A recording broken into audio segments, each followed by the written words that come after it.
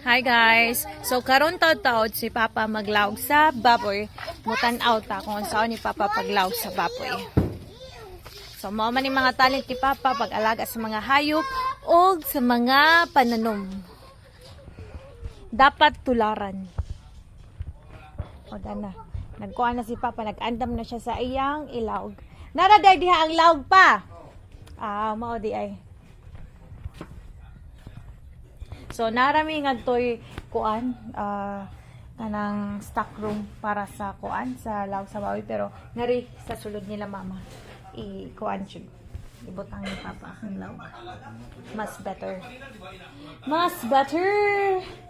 O, dara si Father.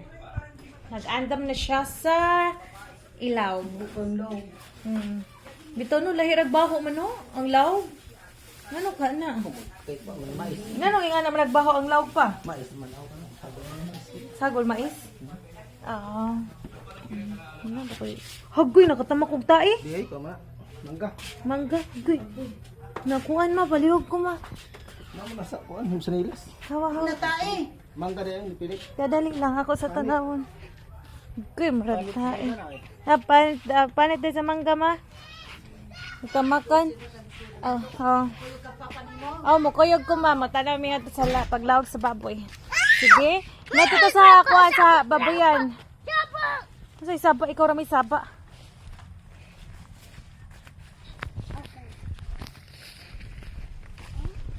Okay. Sapid na ko. Wait, so tuwa na si Papa, nauna na siya. Ako naglisod pa ko nga rin og lakaw kay tungod sa akong avascular necrosis. Lisod yung kayo nga masakiton. Pero laban lang, lakaw gihapon. Pero sagsakit kaayo ang akong avascular necrosis of the hips. So, tara. Hato tanawan kung asa tapit si Papa. Nara si Papa. So, maglaog si Papa unang adto sa iyang mga kuan, binuhi na bibi o manok.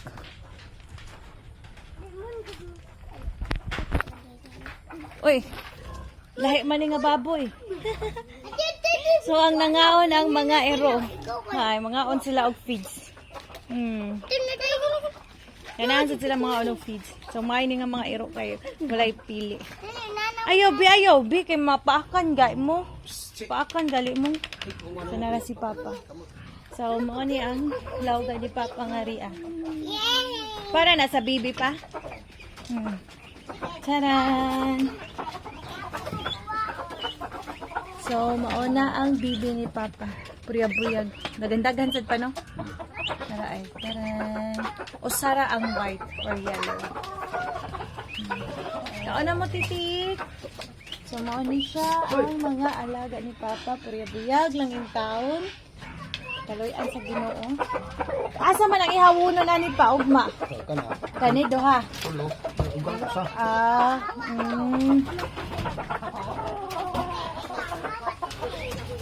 Hello, isod sa manok ka no. Mana siya. Kanko. Wala day ka nagpasana yana pa. Ilagay kay kastok tukon.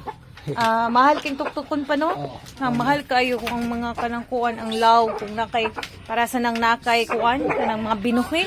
Sus ngari ka kanang kuan nun.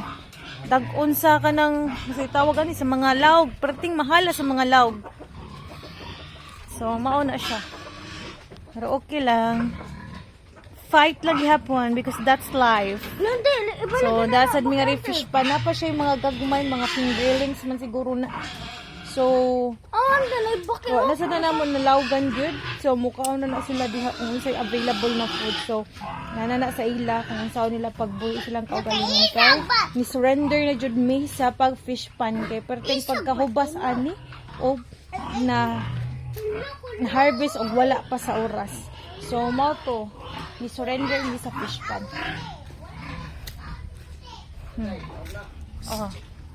Dara.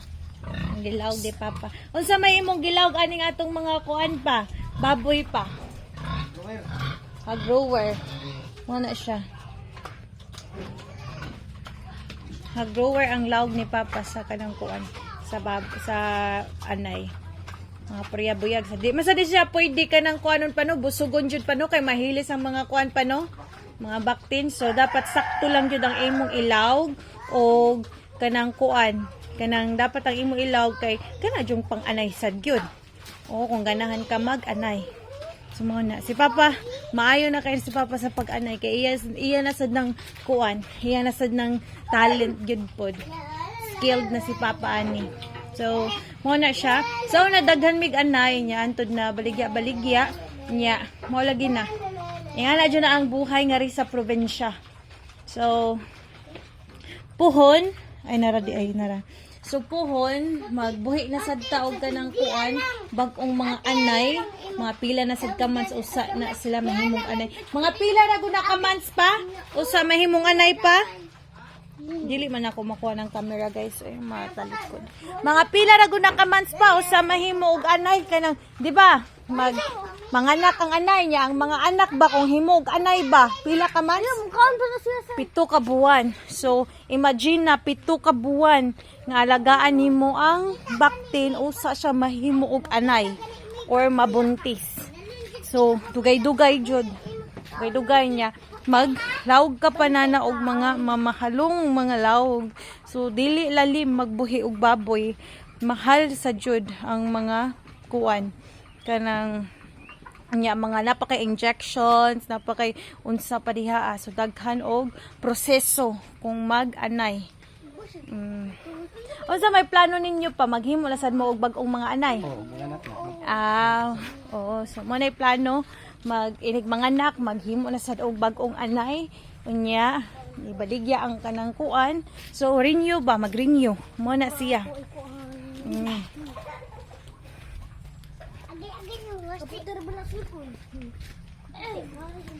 So mo ni siya guys. Sa una kuan na siya, full gyud na siya. Di ba puno man siya pa no? Sa una. So kani gyud kani daghan na diha og mga baktin, nya kana puno na sa kanang kuan sa mga anay. Nya napaligya kay bayad sa kuan sa mga bayronon ana. So ingana ra nang kinabuhi. Nya magsugod na pud og anay. Ana. Unsa may maistorya pa about sa pag-anay? Hindi to mag-anay kay maka-anak, maka-kwarta man. So kamo guys, kung ganan mo mag-anay, pag-anay na mo. Pero mao lagi na inig mag-anay mo, mo gasto sa jud mo. Inya makakwarta masad mo inig makakanang kuan na, maka-anak na. Dako sad pa no. Basta magkanang kuan, kanang daghan og anak ang anay. So mao na to. Thank you so much for watching. Have a nice day. Bye-bye.